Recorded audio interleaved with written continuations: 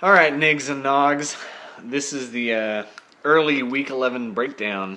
I figured I had to fit it in my schedule somewhere where I was drinking a little bit, can make it a little bit more entertaining. I've brought my good friend, Kit Dockery, owner of the Drake's Favorite Team, along to broadcast with me, much like last year. I'm sure you guys have missed it greatly. I think they have. Seeing this from every week last year. So, I am busy classing it up with my Natty Ice over here, having just watched the Patriots and Colts game and coming back from the bar. So They got destroyed, didn't they? that was a disappointing game in a lot of ways for me, fantasy-wise, and also just from a generic NFL standpoint. I feel like it did not go quite the way that I had hoped. But anyways, this is a fantasy recap, so we're going to go ahead and break down this week's fantasy matchups.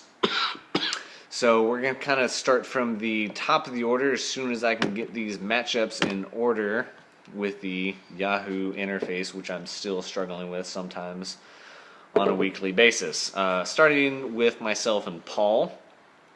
This looked like it was going to be a pretty good game for me in about the first 45 minutes of the noon games. But that quickly has turned upside down. Brandon Marshall scored me much better than I'm used to seeing Brandon Marshall. Drew Brees, even though he had a tremendously shitty game as a quarterback, somehow managed to still get me 48. But all the rest of my players tremendously underperformed. Minnesota's defense was a terrible pickup for me. Conversely, Paul managed to get 63 points from Aaron Rodgers going full steam.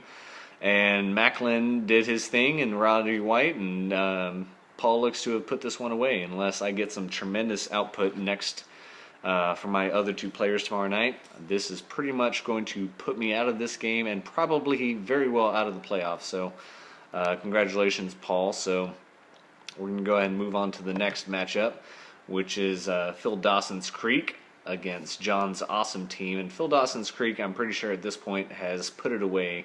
There's no remaining players at this point. So Art, you son of a bitch, you're going to move to 5 and 6.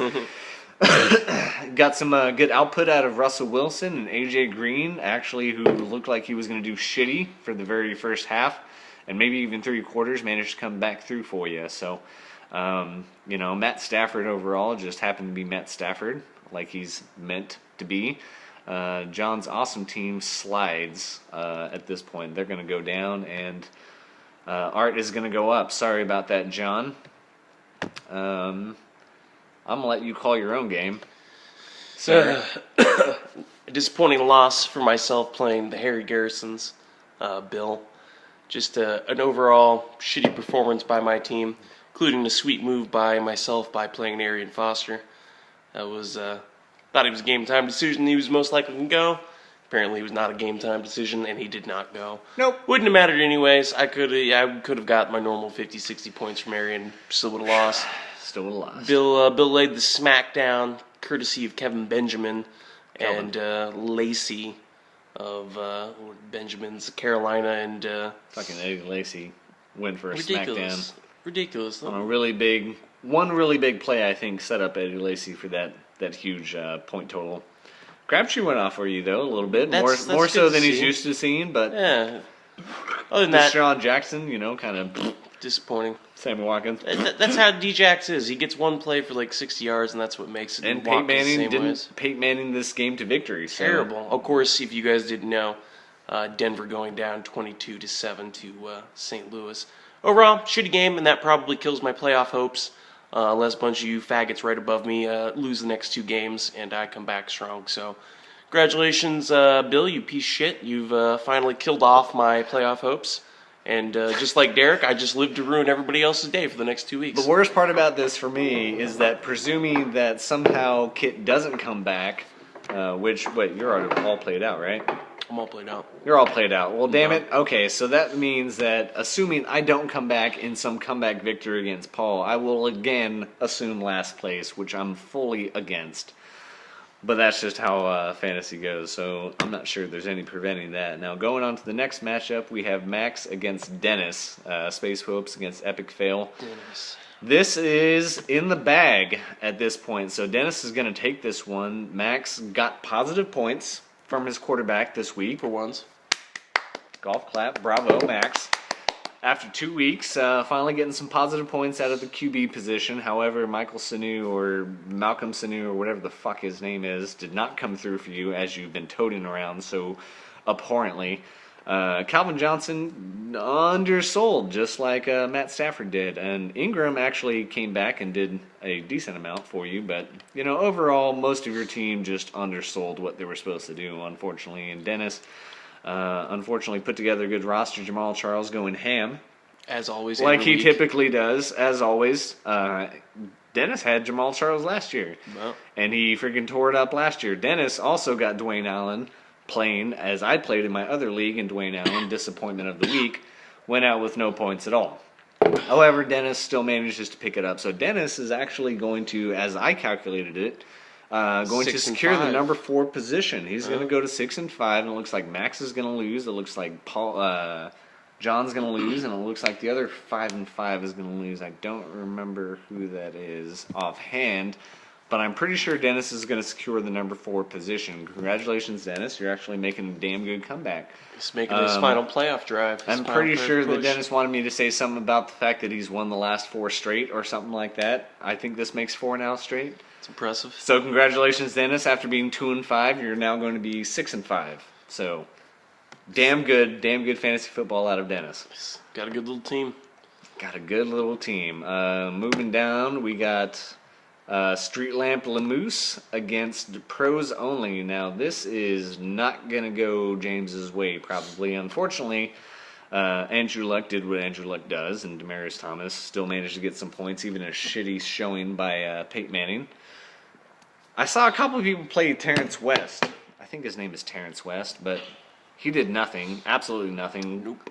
Gronked, and Emmanuel Sanders still managed to get a shit ton of points even before he went out. I hope Emmanuel Sanders going out, Garrison, crushes your playoff hopes. I hope you get into the playoffs, and without Emmanuel Sanders, I hope you burn in hell.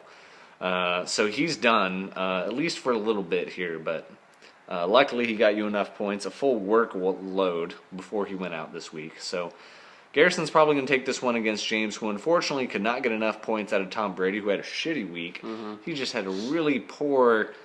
It was a run game. It was a run game New England offense this week. So Tom Brady didn't cash in. Jordy Nelson did some good work. T.Y. Hilton, unfortunately, was a part of the Colts who did nothing tonight. And James is going to slide this one. So that's really unfortunate. So Garrison's going to take another win. And James is going to take the loss on this one. Last but not least, not that I want to spend a whole lot of time talking about this one, which was Reeve against William. Now, the worst part about this is that Reeve has 1 left to play, and he probably is going to end up at about 210. Now, William ended up with 140 in 4 players, and he's taking 4 donuts, which means I have to imagine that if William had actually started some players, that he probably could have beat Reeve. He probably could have. William really should be in like the 6-4 point right now. He probably should be pushing for 7-3. And the worst part is only one person was actually on bye. He literally has 2 empty spots. A guy out on IR and 1 guy on bye. Like, I would feel a little bit better if they were all on bye. Literally empty slots and dude that is not going to play for the rest of this year. And the biggest problem with me is that all the points are on his bench. Like, he has all the players on his bench, and if you just subbed in the people on his bench and the positions where they go, he would probably have this game, but he doesn't, because he's a shit queen. And I even told him yesterday, I said, set your fucking lineup, and he said, yeah, man, I'm going to set my lineup. And then clearly that worked out so great. But hey, congratulations to Reeve. He got his free win of the season like we all have. I didn't get a free win against William. Well, fuck me. I lost against William back in fucking week 3 or whenever he still gave a shit. And this is one of the many reasons why you're in last place. This is one of the many reasons. Because you couldn't beat the free guy. This is some horse shit. Never again, William. Never again. I swear to God. Congratulations, Reeve, on your padding victory there. Good job. Padding victory. Anyways, so kind of talking about the standings here, and I know this is running long, but fuck it, who gives a shit? You better watch. Going on a little bit, it looks like Paul's going to move to 8-3. I'm going to slide back into last place, courtesy of me. John's going to lose against Art, so Art's going to be 5-6. John's also going to be 5-6. Max is going to be 5-6, and then James is going to be 5-6. So there's going to be a lot of 5-6ers. It's really still, there's only 2 weeks left of this fantasy season, and it's still going to be a push for positions 4, 5, and 6. It's very wide open at this point. It's very wide open. Dennis is 6-5, so we're talking about 5s and 6s, and 6s and 5s are vying now for the 4, 5, and 6 seeds. We really only have 3 shoo-ins at this point. That's Reeve, and that's Garrison, and that's Paul. Unfortunately, I couldn't beat him and send him towards a non-confident position. So we got 3 shoo-ins. We got 3 positions still that are vying in the next 2 weeks. So best of luck to everybody out there. And then real quick, we're going to touch on next week's matchups just to see what Kit's Pick 6 has to say about it. Why not? Because we did this segment last year. So fuck all y'all who have anything to say about anything. So here's what we're looking at next week. All right, so first game up is going to be Derek versus Art. 3-7, or I guess going to be 3-8 versus 5-6 at this point. I'm going to take Art. Derek's pretty shitty. Then we have myself up against John and his awesome team. I'm going to take myself just because, just out of pure, I still have playoff hope. I feel like if I don't take myself, I'm John's going to be on a slide. He's on a slide. Letting it go. Maybe I can win.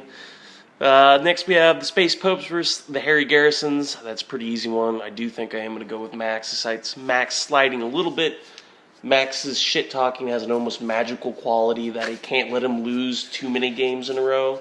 He always tends to bounce back. He's going to go on a 6-7 fucking record like he did last year. I swear to God. So I'll pick Max there. Street Lamp Lamoose versus Epic Fail Dennis. I will take. We'll take Garrison. He's a piece of shit, but he's put together a damn good little team. It's a rough matchup for Dennis trying to make a playoff hope. He's got to go up against the number 1 team. It's rough. Then we have William against James. James is pro only. Of course, that's which is laughable. That's going to be a free win. Welcome to your free win there, James. Congratulations. Not me. Well, that's why you suck. Or no, that's not James. Is pros only James? Yeah, that's James. Okay. It's James. It's James Paul that's Suit Girl 1 Cup. Yeah, Lucky right. James. He'll be 6-6 after Lucky next James. week. That's a hell of a time to get your free win. Yeah, right that's during a the playoff good push. time to get a free win. It's a good time. Then last we have Reeve and Paul going at it. That one I think is going to be the most interesting matchup of the week. I am actually going to take Paul. Yeah, I'm going to take Paul on that one. I think he's got a better matchup. I think Reeve has not been doing too great as of late. He's been holding on to his 8 victories, but Reeve has won a lot of games. I think he's going to slide it. I think Paul's going to take that one. I think we're going to have a real tough matchup for the first and second round bye, because really that's what you guys all have to consider is in the number 1, 2, and 2 seeds get a bye in the first week. So that's really what Paul is shooting for this week. I think it's going to be a very, very definitive statement. Yep. So. That being said, this is our late night, early before the week 11 is over type recap. So it's been very long, and I hope you all suck a dick. And fuck all of y'all. Coming from Max. two losing teams in the week 11. I think we can all say best of luck to those that are winning. Worst of luck to those that are losing. Or maybe I mean it the other way around. But the other way around, yeah. Who gives a shit? Anyways, see you all next week. See you later, bitches.